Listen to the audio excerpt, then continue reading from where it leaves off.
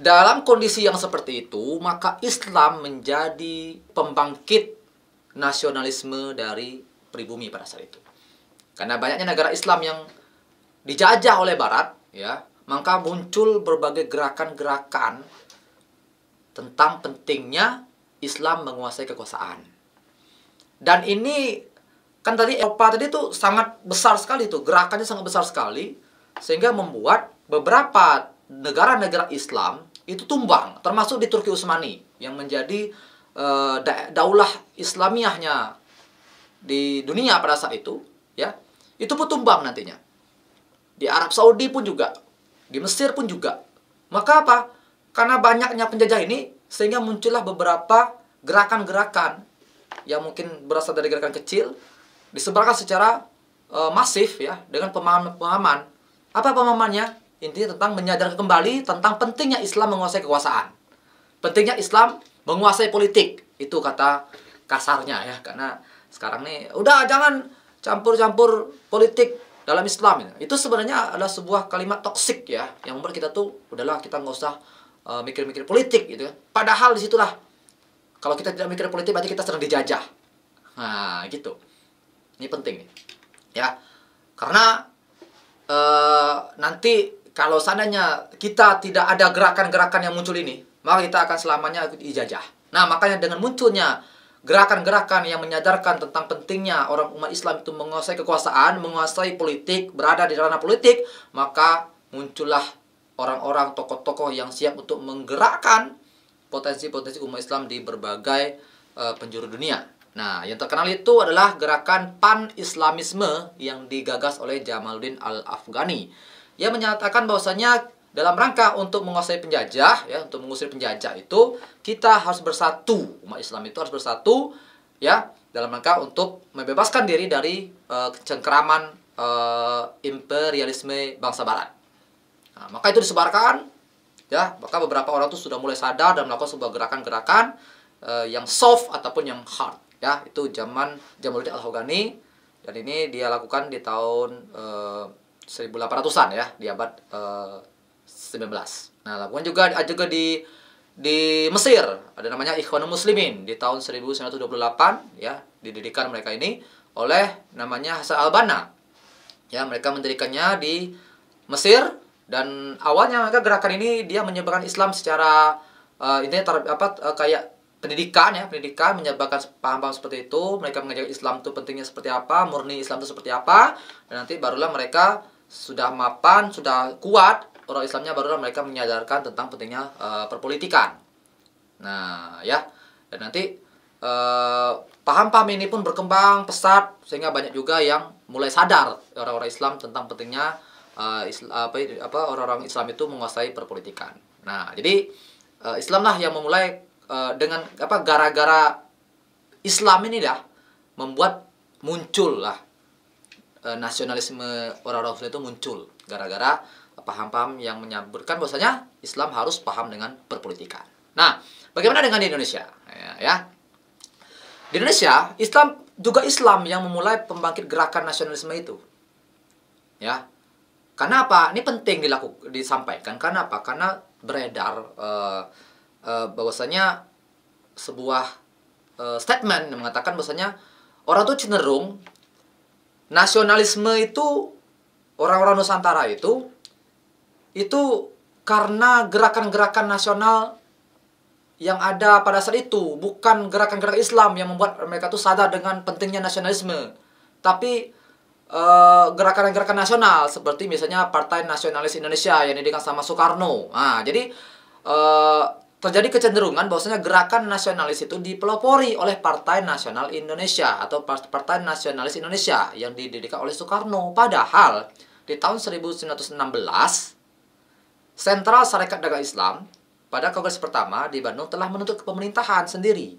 Nah, berarti orang Sarekat Dagang Islam, ini orang Islam nih, tahun 1916 itu mereka sudah mengkampanyekan bahwasanya kita menuntut pemerintahan sendiri. Yang pada waktu itu Indonesia itu Belanda yang banyak menguasainya, tapi tidak ada orang-orang Nusantara atau orang pribumi yang menguasai pemerintahan itu. Jadi mereka cuman ya kayak budak, gimana kayak budak itu. Maka orang-orang Sarekat Dagang Islam mereka mengusulkan hal itu. ya, menuntut pemerintahan sendiri. Bukankah ini adalah sebuah nasionalisme? Nah, ya, dan ini adalah sebuah kemerdekaan itu. Nah, maka kalau kita lihat lagi PNI tadi, Partai Nasionalisme Indonesia, itu kan didirikan di tahun 1927. Itu kan jaraknya 10 tahun loh. Nah, maka tidak cocok kalau misalnya pembangkit gerakan nasionalisme itu berasal dari Partai Nasionalisme Indonesia, Partai Nasionalis Indonesia, bukan itu, tapi dari Syarikat Syarikat Dagang Islam, ya. Kemudian apa lagi nih? Misalnya Hari Pendidikan Nasional didirikan dengan hari lahirnya Ki Hajar Dewantoro, yaitu pendiri Taman Siswa ya, pada tahun 1922. Padahal di tahun 1912, 10 tahun sebelumnya, Perserikatan Muhammadiyah itu telah bergerak di bidang sosial dan pendidikan. Nah, berarti ini Islam juga, cuma dalam sejarah tidak terlalu ditonjolkan. Seharusnya yang momen Hari Pendidikan Nasional bukanlah Ki Hajar Dewantara nih, menurut buku ini, ya. Nanti saya diserang nanti. Yang jadi menurut buku ini, bukan karena Ki Hajar Dewantara dengan taman siswanya, tapi dari Muhammadiyah yang sudah didirikan di tahun 1912, yang gerakannya memang gerakan pendidikan dan juga gerakan sosial. Nah, berarti sudah lama, 10 tahun sebelumnya, itu kan. Nah, ini statement yang beredar sampai sekarang. Contoh lagi, Hari Kebangkitan Nasional itu diidentikan dengan hari didirikannya Budi Utomo di tahun 1908. Padahal di tahun 1905, Syarikat Dagang Islam telah berdiri. Nah, gitu. Bahkan Raden Ajeng Kartini telah bergerak untuk mendidik pribumi sebelumnya, gitu.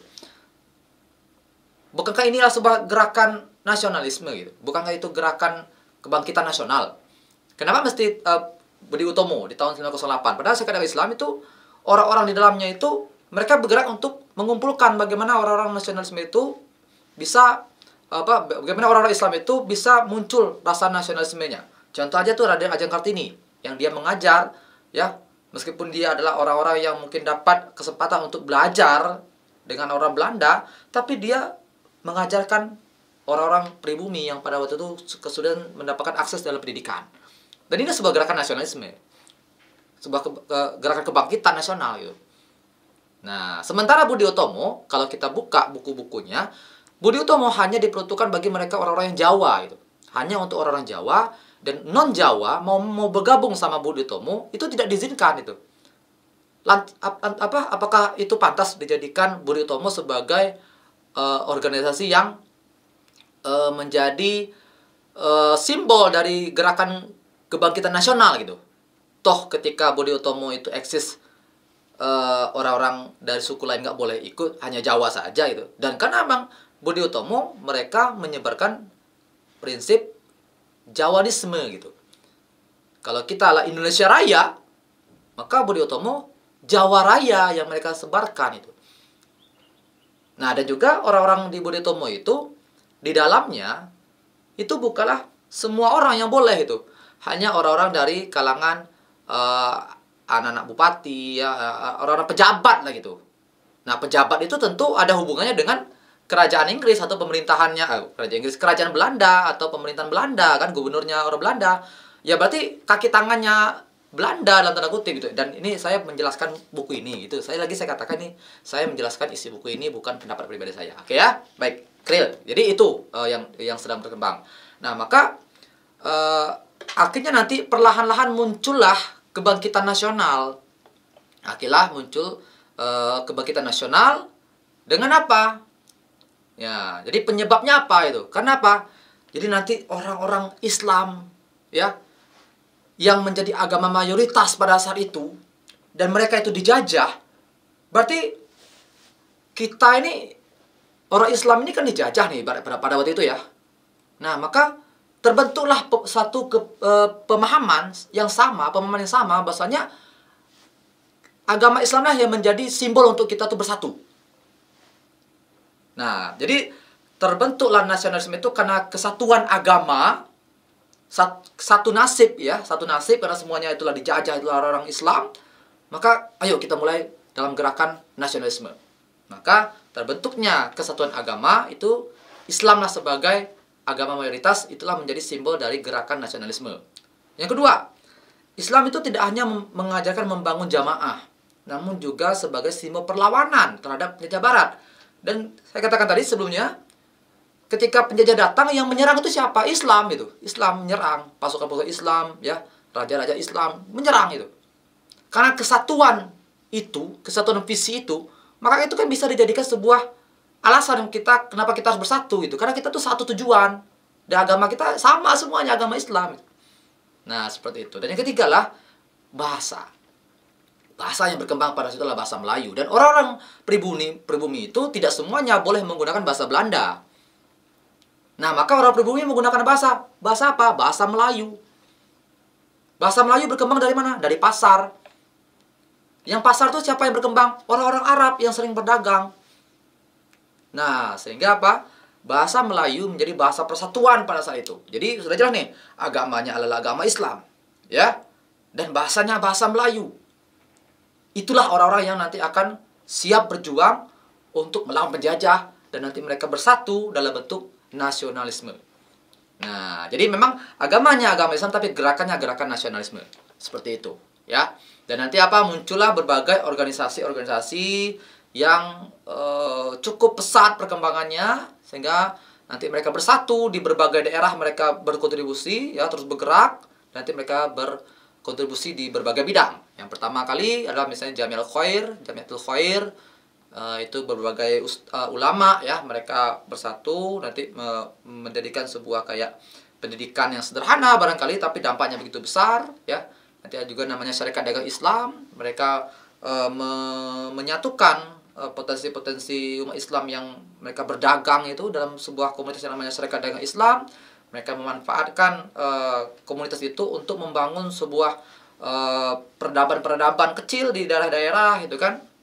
Dan mereka bekerjasama dengan Cina, bekerjasama dengan orang-orang Arab dan sebagainya. Syarikat Dagang Islam itu, ya, nanti Syarikat Dagang Islam semakin pesat perkembangannya ketika masuknya Host Cokroaminoto, ya, nanti mengubah Syarikat Dagang Islam menjadi Syarikat Islam. Tujuannya agar dampak yang dirasakan oleh masyarakat pada waktu itu, oleh pribumi pada waktu itu tidak hanya dari kalangan pedagang, tapi juga dari kalangan semua kaum muslimin atau semua orang-orang pribumi pada saat itu. Maka mereka menggantikan nama komunitasnya dari Syarikat Dagang Islam menjadi Syarikat Islam dan dipimpin oleh Host Cokroaminoto.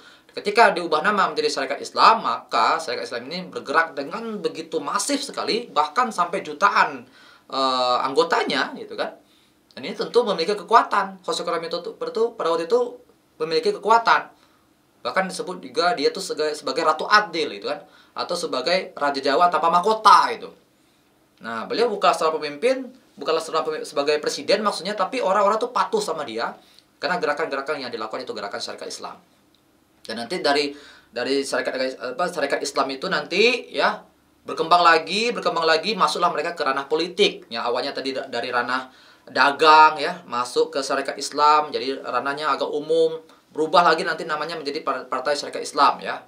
Jadi partai, berarti mereka sudah masuk ke ranah perpolitikan, masuk ke ranah pemerintahan. Mereka untuk memberikan usulan dan lain sebagainya. Nah, dan dari Host Cokroaminoto nanti akan banyak anak didiknya, dan tentu anak didiknya atau binaannya itu menjadi tokoh-tokoh besar di bangsa ini. Seperti Soekarno, itu juga sempat tinggal di kosannya Host Cokroaminoto, ya, kayak Haji Agus Salim, ya, kemudian juga Semaun, Darsono. Nah, ini tokoh-tokoh yang membangun ideologi yang beda-beda nih, ya. Kayak Soekarno ideologi yang dibangun itu nasionalis, gitu kan. Kalau Agus Salim itu Islam, gitu kan. Kemudian kalau Semaun, Darsono tadi PKI, komunis itu. Tapi berasal dari sebuah tokoh tadi ya, namanya Host Cokroaminoto. Nah, dan ini sangat panjang sekali, perjalanannya sangat panjang sekali, bisa dibaca lagi di buku ini, ya. Dan nanti muncul lagi kayak Muhammadiyah muncul, Nahdlatul Ulama muncul, ya, Persis dan lain sebagainya muncul. Maka nanti mereka pun bersatu, yang mungkin Islamnya zaman dulu tuh memang kekuatan mereka tuh berjuang tuh sangat besar sekali, ya. Mungkin mereka punya cita-cita yang sama, itu ingin merdeka. Nah, makanya itu mudah digerakkan. Bahkan nanti ketika terbukti, ya, nanti kita lihat ketika kita baca di Indonesia itu merdeka, ya, masuklah nanti di momen Hari Pahlawan, ya, 10 November itu, maka nanti orang Nahdlatul Ulama itu membuat sebuah resolusi jihad, gitu, resolusi jihad, dan itu dijadikan Hari Santri Nasional pada saat hari ini, gitu kan, dimana resolusi jihad itu memerintahkan ya orang-orang muslimin pada waktu itu untuk berada di medan perang, berjihad di jalan Allah Subhanahu wa taala. Nah, satu kan. Kalau sekarang gimana? Apakah bisa seperti itu? Ngomong jihad aja nanti kita dibilang teroris gitu kan. Nah, itu kan bahaya. Nah, maka itu sebenarnya jadi ujung dari buku ini adalah menceritakan tentang bagaimana apa sih organisasi Islam yang pada itu berkembang ya, sehingga nanti nasionalisme itu begitu mudah diwujudkan ya, orang-orangnya tuh mulai semangat untuk berjuang dan nanti bisa merebut kemerdekaan Republik Indonesia ya. Dan artinya apa? Kalau kita baca lagi tarik ke belakang, Islam memiliki peran yang penting dalam rangka untuk merebut kemerdekaan ya, dan mereka memiliki gerakan-gerakan yang cukup masif dan mereka berkoordinasi antar organisasi Islam pada waktu itu, tidak terjadi perpecahan karena mereka satu. Jadi apa kunci untuk bisa merebut kemerdekaan pada waktu itu? Yaitu persatuan meskipun berbeda komunitas atau berbeda organisasi. Nah, maka itu kita bisa gunakan dalam kehidupan kita sehari-hari. Jika ingin membuat sebuah perubahan yang besar, ayo kita kolaborasi dari apapun latar belakang kita, agar kita bisa menjadikan Indonesia ini menjadi lebih baik lagi. Terima kasih. Itulah bedah buku Api Sejarah jilid yang pertama. Insya Allah sudah selesai. Nanti saya akan mencoba untuk membahas di buku yang lain lagi. Apakah itu Api Sejarah jilid 2 ataupun buku yang lain yang bisa menggambarkan tentang sejarah, biar kita melek dengan sejarah. Terima kasih. Assalamualaikum warahmatullahi wabarakatuh.